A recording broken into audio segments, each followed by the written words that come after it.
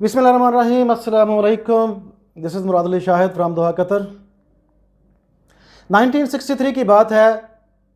Abraham Lincoln memorial की सीढ़ियों पर एक छोटा सा स्टेज लगाया जाता है, जिसके ऊपर एक आदमी आता है और धीरे से लहजे में कहता है, आई हैव अ ड्रीम।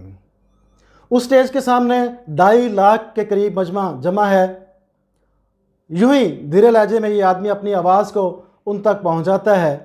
सामने से एक शोर बुलंद होता है, सदाए एहतजाज बुलंद होती है, और इन्हीं बुलंद शोर और सदाए एहतजाज में इस आदमी की आवाज़ भी बुलंद होती है और वो फिर से कहता है, I have a dream that one day my 4 children will live in a nation where they will not be judged by their colour of their skin but by the content of their character. ये शख्स कोई आम आदमी नहीं है, बल्कि ये वो शख्स है कि जिसने 1862 में सिविल वार, जो कि अब्राहम लिंकन ने जिसका आगाज़ किया था, उसके फ़लसफ़े और कानून को और उसकी फ़िलॉसफ़ी को, उसके ख़्याल को, उसके नज़रियात को लेकर चलने वाला एक ऐसा सयाह फाम था जिसे अमेरिकी तारीख़ में मार्टिन लूथर किंग जूनियर के नाम से जाना जाता है।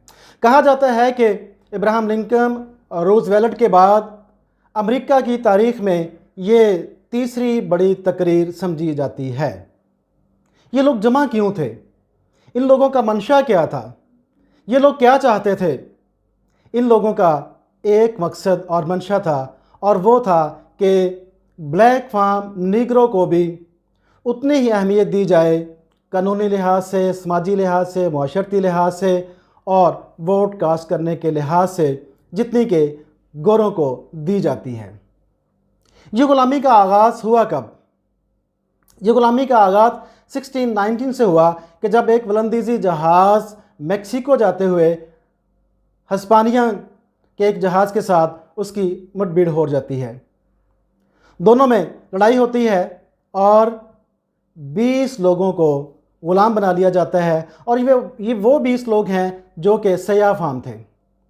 जब ये जहाज़ वर्जीनिया में जाकर लंगर अंदाज होता है तो वहाँ पर इस जहाज़ की मुरम्मत करवाई जाती है, जिसका नाम वाइट लॉयस था, और उस मुरम्मत के मुआवजे के इवज़ मैकेनिक को उन 20 कैदियों को दे दिया जाता है जिन्हें के ग़ुलाम बना के अपने साथ ले जाया गया था। यहाँ से होता है ग़ुलामी का आगाज़। इसके बाद अमेरिका में लोग जाते हैं, वहाँ से इन काले लोगों को पकड़ के अपने अपने मुल्कों में लेके आते हैं और इनसे बेगार लेते हैं, अपनी मर्ज़ी के मुताबिक इनसे काम लेते हैं, और जहाँ जिसका जो दिल चाहे इन्हें इस्तेमाल में लेकर आते हैं। ना सिर्फ इन्हें लेके आया गया, बल्कि ह्यूमन ज़ू बनाए गए। इन्हें पाबजोला करके हाथ पाँव में जंजीरों में जकड़ कर इन्हें एक केज में डाल दिया जाता, और फिर अपने बच्चों को दिखाया जाता कि ये हमारे ग़ुलाम हैं। ये सिलसिला चलते चलते जब 1862 में पहुंचता है तो 1862 में अब्राहम लिंकन एक ऐसा शख्स था अमेरिकन हिस्ट्री में कि जिसने इस ग़ुलामी के कानून को इल्लीगल करार दिया। ग़ुलामी का कानून तो ख़त्म हो गया, लेकिन इम्तियाजी सलूक का कानून बरकरार रहा। अब ये कानून क्या था? ये कानून ये था कि कालों को अहमियत हासिल नहीं होगी अगेंस्ट गोरों के। इनके ब्लैक फार्म के स्कूल अलग होंगे। ब्लैक फार्म जिस बस में सफ़र करेंगे उनके लिए अलग से कंपार्टमेंट बनाए जाएंगे। अगर गोरा कोई आ जाता है तो उसके लिए उन्हें अपनी सीट छोड़नी पड़ेगी। इसी तरह से होटल्स में भी इनके लिए जगह मखसूस कर दी गई थी, नशिस्तें मखसूस कर दी गई।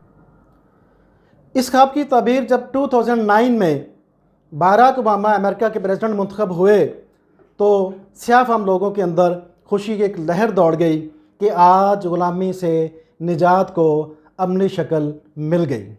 यानी अब्राहम लिंकन और मार्टिन लूथर किंग के ख्वाब की ताबीर हो गई, और जो कुर्बानी 1955 में रोज़ा पार्क्स ने दी थी उसका अमली हल आज दुनिया ने देख लिया। गोया वो ख्वाब जो कि एक बड़ा ख्वाब था 2009 में बाराक ओबामा के सदर बनने की सूरत में पाया तकमील को पहुंचा।